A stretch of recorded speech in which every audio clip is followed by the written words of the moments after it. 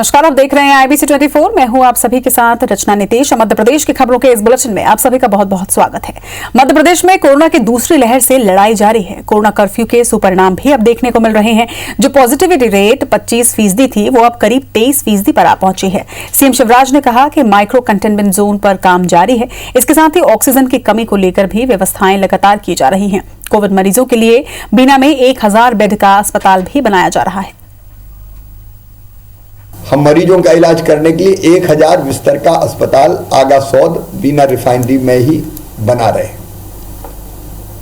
उस अस्पताल को बनाने में DRDO को सहयोग चाहिए। मैंने रक्षा मंत्री जी से प्रार्थना की, उन्होंने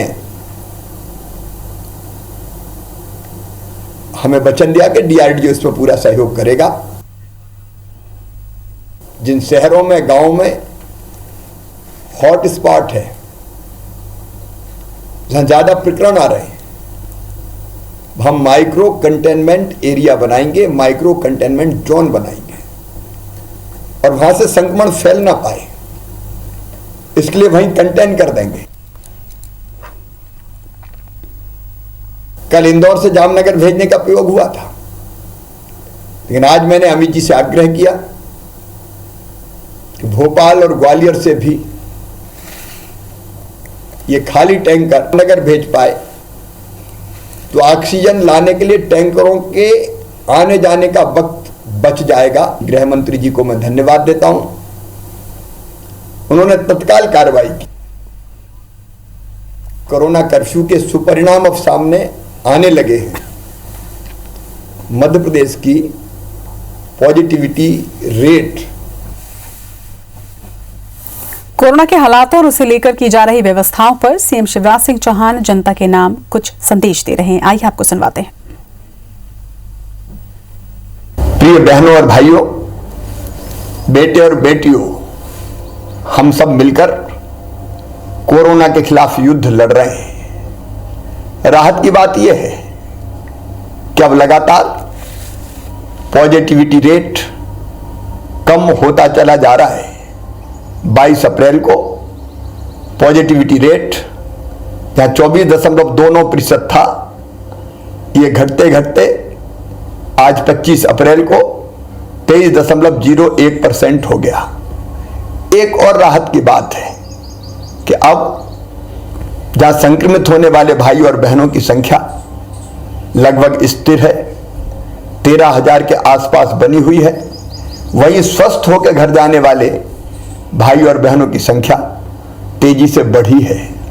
19 अप्रैल को यह संख्या 6,836 थी, 25 अप्रैल को बढ़ के 11,324 हो गई।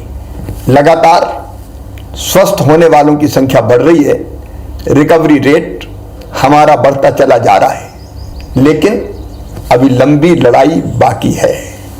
और याद रखिए, ये जो रिकवरी रेट बढ़ी और पॉजिटिविटी रेट कम हुआ, इसका सबसे बड़ा कारण है आपका सहयोग। कोरोना कर्फ्यू, कोरोना से लड़ाई घर के बाहर निकल के नहीं जीती जा सकती। कोरोना से लड़ाई हम घर पर रहकर ही जीत सकते हैं। हम घर पर रहे, इसलिए संक्रमण की दर अब घटती ओर है। आप सबसे मैं निवेदन करना चाहता हूं, यह सहयोग लगातार आवश्यक है। धैर्य और संयम से हमको इस लड़ाई को लड़ते रहना है।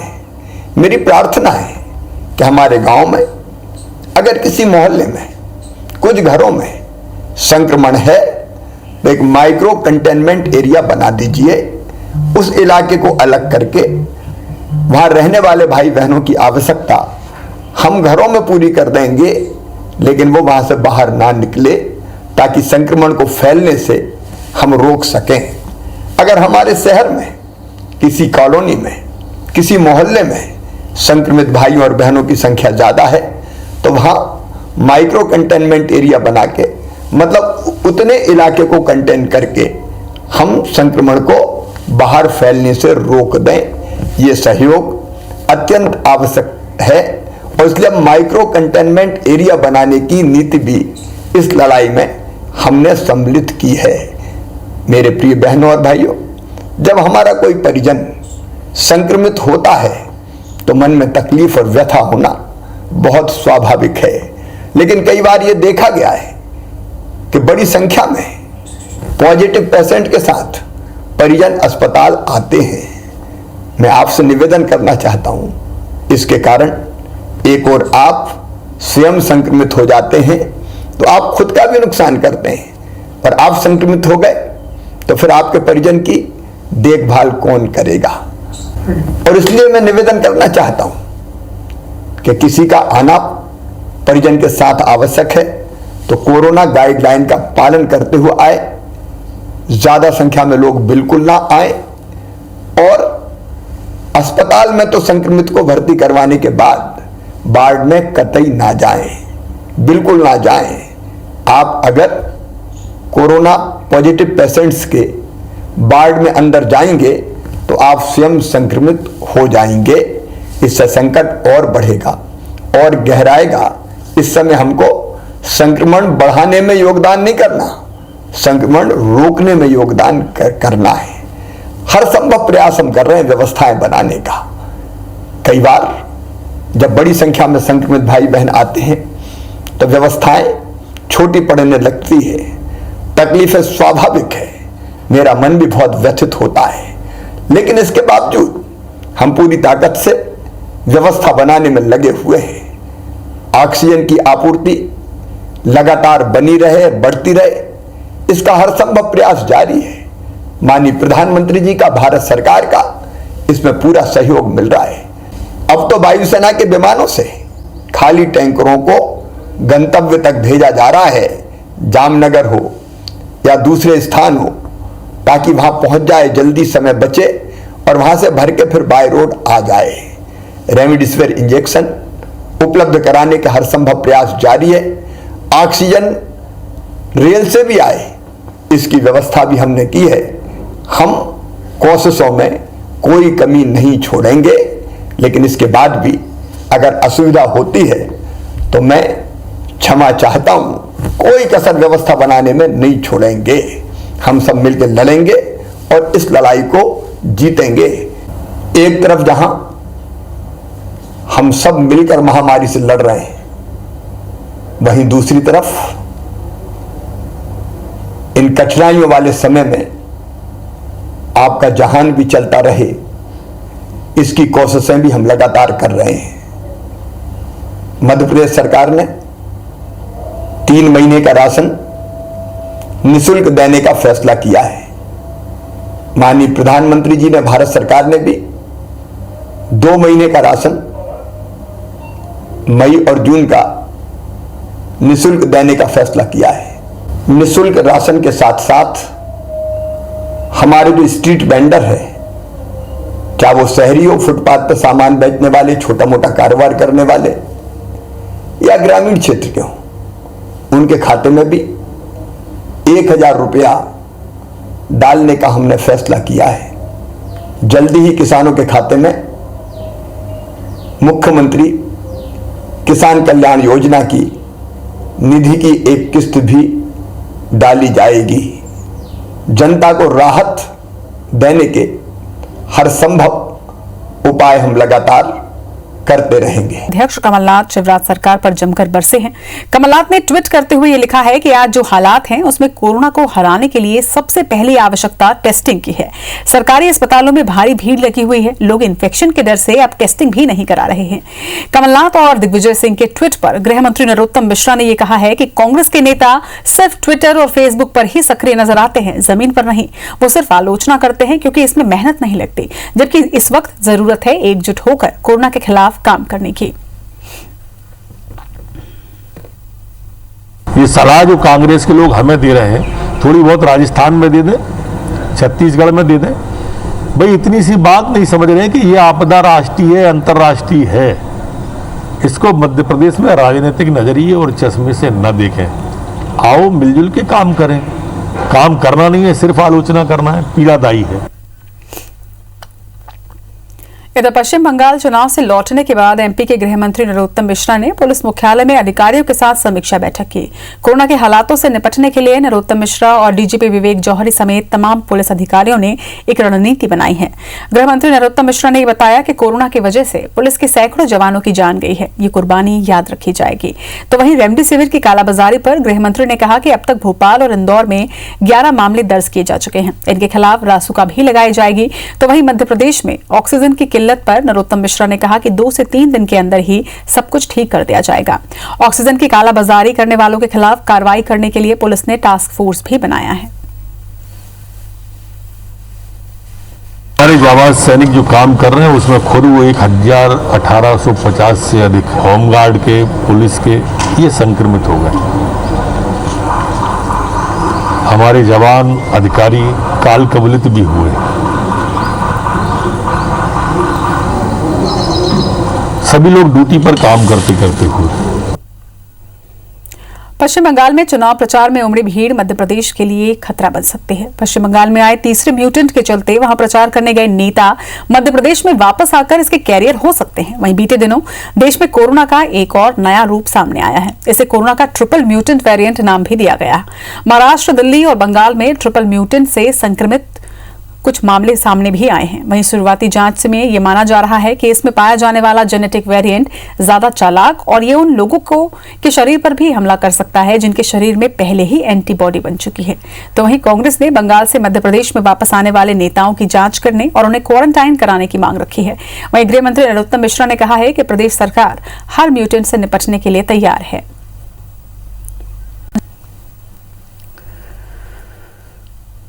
कोरोना के एक्टिव केस 90,000 पहुंचने के बाद मध्य प्रदेश में मेडिकल इमरजेंसी जैसे हालात बन चुके हैं। अस्पतालों में स्टाफ की कमी है, जिसे देखते हुए सरकार ने निलंबित नर्सिंग और पैरामेडिकल स्टाफ को बहाल करने का निर्णय लिया है। इसी तरह हाल ही में इंटर्नशिप पूरी कर चुके 186 डॉक्टर्स जिन्होंने ड्यूटी ज्वाइन नहीं की है, उनके खिलाफ एक्शन लेने की भी तैयारी है। बता दें कि मई में कोरोना के ज्यादा रफ्तार से बढ़ने की आशंका है, जिसके चलते अस्पतालों में स्टाफ की आपूर्ति एक बड़ी चुनौती है। इसे ध्यान में रखते हुए स्वास्थ्य आयुक्त ने निलंबित कर्मचारियों को बहाल कर कोरोना में ड्यूटी लगाने का आदेश दिया है। कोरोना के मरीजों की संख्या तेजी से बढ़ने की वजह से अस्पतालों में बिस्तर, वेंटिलेटर और इलाज के लिए डॉक्टर्स की कमी पड़नी शुरू हो चुकी है, जिसके चलते भोपाल, इंदौर के सरकारी कॉलेजों में इंटर्नशिप पूरी करने वाले 235 डॉक्टर्स को ज्वाइन करने के लिए आदेश जारी किए गए हैं। बावजूद इसके 186 डॉक्टर्स ड्यूटी ज्वाइन करने से बचते नजर आ रहे हैं।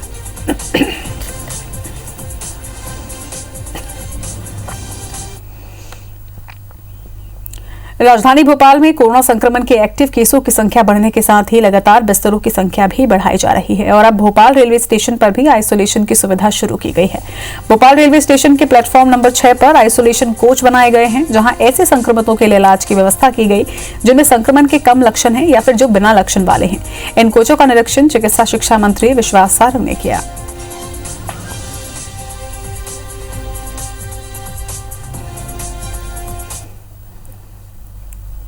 मध्य प्रदेश में लगातार मिल रहे कोरोना संक्रमितों को देखते हुए राजधानी भोपाल सहित जबलपुर, खंडवा, देवास, शाजापुर, खरगोन, मंदसौर, रतलाम, इसके साथ ही सागर, बड़वानी, अशोकनगर, बैतूल में कोरोना कर्फ्यू को आगे बढ़ा दिया गया है। बता दें कि भोपाल, खरगोन, मंदसौर और छिंदवाड़ा, देवास में कोरोना कर्फ्यू को 3 मई तक के लिए बढ़ाया गया है। तो वहीं खंडवा, शाजापुर में 30 अप्रैल और जबलपुर, सागर और रतलाम में 1 मई तक के लिए इसे आगे बढ़ाया गया है।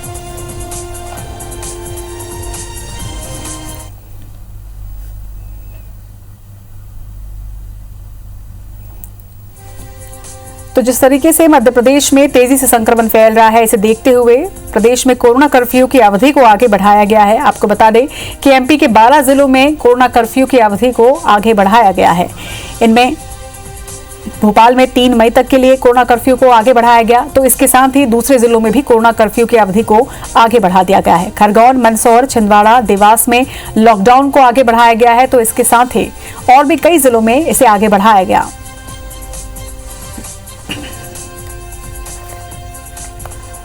मध्य प्रदेश में कोरोना की रफ्तार कम नहीं हो रही है। 24 अप्रैल को 12,918 संक्रमित सामने आए और इस दौरान पूरे प्रदेश में 104 मौतें भी हुई। जबकि अकेले भोपाल की बात करें तो भोपाल के एक शमशान घाट में कोविड प्रोटोकॉल के तहत अंतिम संस्कार के शवों की संख्या 155 है। पॉजिटिविटी रेट लगातार 23% पर बना हुआ है और हालात और बिगड़ने वाले हैं, क्योंकि अब ग्रामीण इलाकों में कोरोना के दूसरे वेरिएंट ने दस्तक दे दी है। सरकार भी इसे लेकर लगातार चिंता कर रही है। दरअसल सरकार मानती है कि प्रवासी मजदूरों के घर लौटने और कुंभ से लौटे श्रद्धालुओं के गांव पहुंचने की वजह से हालात बिगड़े हैं। लिहाजा सरकार ने उनकी निगरानी करने के लिए एक टास्क फोर्स बनाई है। गृह मंत्री नरोत्तम मिश्रा ने कहा है कि सरकार हर मोर्चे के लिए तैयार है। खासकर सरकार का फोकस ग्रामीण इलाकों में संक्रमण को रोकने पर है। इसके लिए आइसोलेशन सेंटर्स भी बनाए जा रहे हैं। सरकार ने पूरी तरह से मुस्तैदी कर ली है। बाहर से आने वाले प्रवासी मजदूरों के लिए गांव के बाहर क्वारंटाइन सेंटर वहां बनाए हैं। 5 लोगों की समिति गठित की है, जिसमें पटवारी है, पंचायत के सेक्रेटरी हैं, ऊषा आशा कार्यकर्ता जो गांव में रहती है, आंगनवाड़ी कार्यकर्ता जो गांव में रहती है, ये लोग हैं, ये उनको देखेंगे, चिंता करेंगे। गांव के लोगों में भी जन जागरण अभियान इसका चलाया जा रहा है। हर तरफ हाहाकार मचा रखा है, तो वहीं सिवनी से एक पॉजिटिव खबर सामने आई है, जहां 106 साल के एक बुजुर्ग मोहन पटेल ने कोरोना को मात दे दी। वो पूरी तरह से स्वस्थ हैं। बता दें कि 2 सप्ताह पहले वो कोरोना संक्रमित हुए थे। उन्होंने अस्पताल में भर्ती होने की बजाय होम आइसोलेशन में रहने का ही फैसला लिया। समय पर दवाई ली और 14 दिनों के बाद अब वो पूरी तरह से स्वस्थ हो चुके हैं। उन्होंने कहा कि हिम्मत और हौसला बनाए रखें और सकारात्मक सोच रखें।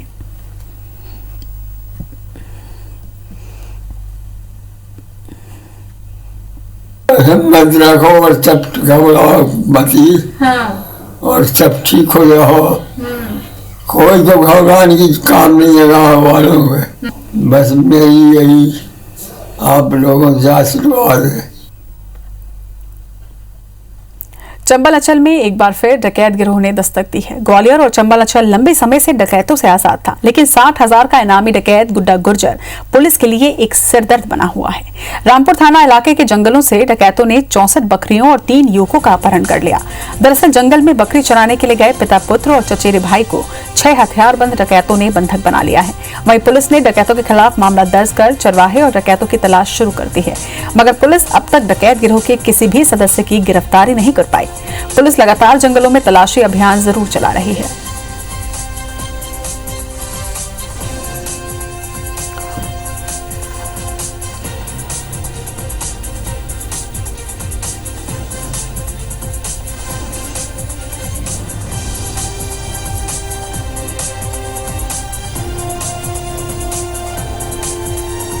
तो चंबल अंचल में एक बार फिर से डकैत गिरोह ने दस्तक दी है। बता दें कि मध्य प्रदेश के ग्वालियर और चंबल अंचल में लंबे समय से ये डकैतों से मुक्त जरूर था, लेकिन गुड्डा गुर्जर नाम के डकैत ग्वालियर चंबल अंचल में पुलिस के लिए एक सिरदर्द बना हुआ है। और एक बार फिर से इस डकैत ने क्षेत्र से कुछ चरवाहों के साथ ही बकरियों का अपहरण किया है। हालांकि अब तक ना तो डकैत और ना ही चरवाहे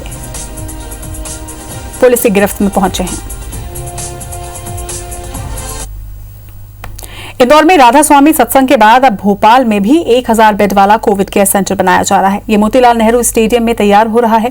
बता दें कि बीजेपी प्रदेश अध्यक्ष वीडी शर्मा की पहल पर और कुछ संस्थाओं के सहयोग से कोविड सेंटर बनाने का काम शुरू हो चुका है। इसको तैयार होने में 1 हफ्ते का समय लगेगा। वहीं इस कोविड केयर सेंटर में इमरजेंसी के लिए ऑक्सीजन की भी व्यवस्था की जा रही है। सेंटर पर 35 से 40 ऑक्सीजन कंसंट्रेटर रखे जाएंगे। यहाँ डॉक्टरों का एक पैनल तैयार किया जा रहा है। बता दें कि इसमें मरीजों को सरकारी दवा के साथ ही आयुर्वेदिक इलाज भी मिलेगा और इसके साथ योग भी कराया जाएगा। इसके साथ टेलीविजन के जरिए रामायण और धार्मिक कथाओं का प्रसारण भी होगा, ताकि मरीजों को अवसाद में जाने से रोका जाए। भोपाल में बनने वाले इस कोविड सेंटर की तैयारियों का जायजा लिया हमारे संवाददाता सुधीर दंडौतिया ने। पूरे देश के साथ मध्य प्रदेश में कोरोना की दूसरी लहर पीक पर है और अस्पतालों के अंदर बिस्तर नहीं मिल रहे हैं। पूरे देश की और प्रदेश की तस्वीर हम लगातार आपको दिखा रहे हैं। लिहाजा सरकार जो है सरकारी संसाधनों का उपयोग करने में पूरी तरीके से जुटी हुई है। अस्पतालों के बाद कोविड सेंटर जिन बिल्डिंगों में बनाए थे, उसके बाद में जगह खाली होने के बाद अब बड़े बड़े मैदानों के अंदर कोविड सेंटर बनाए जा रहे हैं। और इंदौर के अंदर राधा स्वामी सत्संग न्यास द्वारा जो 2000 बिस्तर का सर्व सुविधा युक्त जो कोविड सेंटर बनाया गया था, लगभग उसी तर्ज पर भोपाल की ये तस्वीरें आप देख रहे हैं। राजधानी भोपाल का मोतीलाल नेहरू स्टेडियम, जहाँ पर लाल परेड की ग्राउंड पर जो है 26 जनवरी और 15 अगस्त पर सलामी ली जाती थी, अब कोविड सेंटर में इसको तब्दील किया जाएगा और आज से इसकी काम की शुरुआत हुई है। प्रशासन का लक्ष्य, सरकार का लक्ष्य कि 7 दिन के अंदर यहाँ पर 1000 बिस्तर का सर्व सुविधा युक्त कोविड सेंटर तैयार किया जाए, जिसमें जरूरत पड़ने पर न केवल मरीजों की देखभाल हो सके, उनके दवाइयाँ यहाँ पर मिल सके, उनको भर्ती किया जा सके, बल्कि ऑक्सीजन की भी अगर जरूरत होती है तो उसकी उपलब्धता कराई जा सके।